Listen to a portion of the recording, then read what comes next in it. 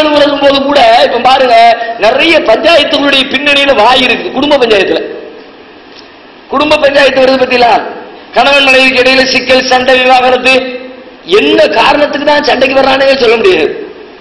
அப்படியெல்லாம் நிறைய காரணம் வரும். குறிப்பா சாப்பாட்டு விஷயத்துல நிறைய பஞ்சாயத்து வரும்.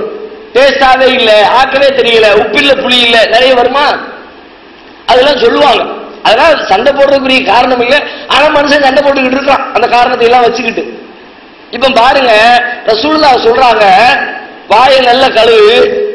எப்படி கழுவணுங்கிறது செஞ்சும் காட்டுறாங்க. நபிகள் நாயகம் ஸல்லல்லாஹு அலைஹி வஸல்லம் அவர்கள் வாய் கொப்பளிப்பார்கள், வாயை சுத்தம் செய்வார்கள்.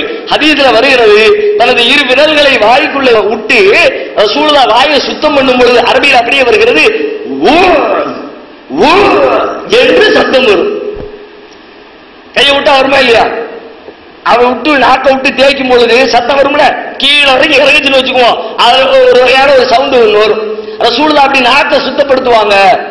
நாக்கு அழகா ஒருத்தர் சுத்தம் பண்ணி வச்சிருந்தாங்கன்னா சாப்பிடுற சாப்பாடெல்லாம் டேஸ்டா தெரியும். பல பேருக்கு சாப்பிடுறதுல டேஸ்ட் தெரியாம போறதுக்கு என்ன காரணம்னா, நாக்கு கிளியரா இல்லை.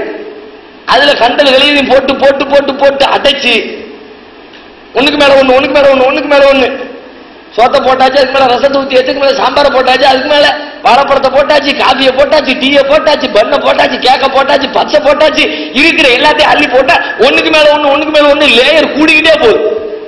டேஸ்ட் எப்ப தெரியும்? நாக்குல பட்டா தெரியும். நாக்குக்கு மேல 1.5 கிலோமீட்டருக்கு நீ அடைச்சு வச்சிருந்தா எப்படி டேஸ்ட் கண்டுபிடிக்கிறது?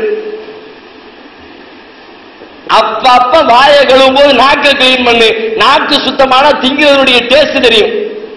டேஸ்ட் தெரிஞ்சா லேசாக்குற பரவாயில்ல, நல்லா செஞ்சிருக்கிறான் அப்படின்ட்டு போயிடுவோம். சாப்பாட்டு பஞ்சாயத்து தீர்ந்துதா இல்லையா? இந்த மாதிரி சின்ன சின்ன வழிகளில் நபிகள் நாயகம்